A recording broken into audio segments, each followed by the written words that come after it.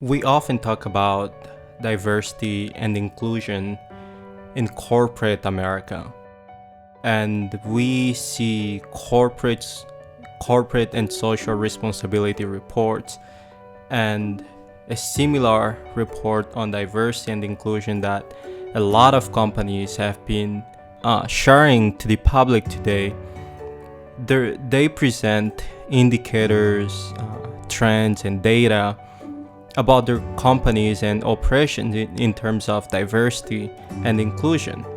And often you see the numbers in terms of ratio of male to female company-wide, ratio of diversity members in the board of directors, and so forth. But what we don't talk about is the economic diversity and inclusion in these businesses.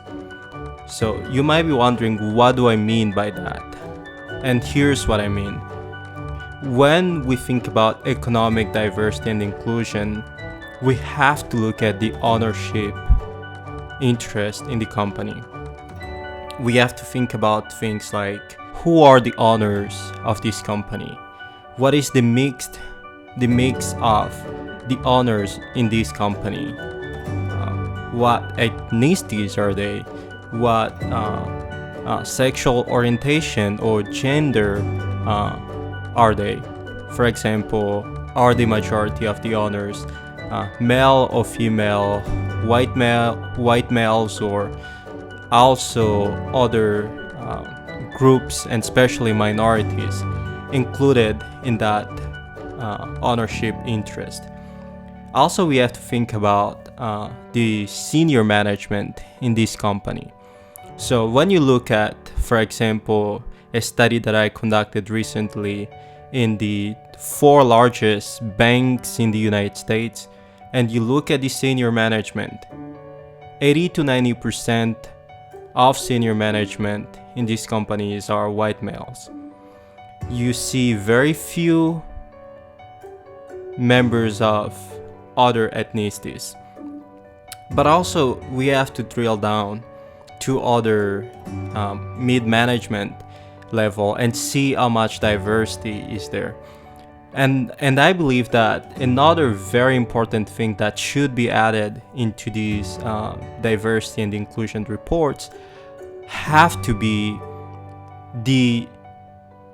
at least the average pay among the diversity groups, because I believe that we have very little information to determine whether or not a company diversity and inclusion efforts actually reflect what they are putting out into their either CSR reports or D&I reports. So those are some of the thoughts that I think are important to consider when we look at diversity and inclusion.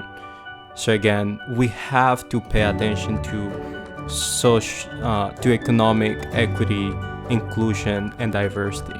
That is, who are the owners of this company, and to the senior management and middle management. Because it doesn't matter if a company is 90% diverse when 10% of the white male, typically in the US, are either in the senior management or are the majority holders of the company.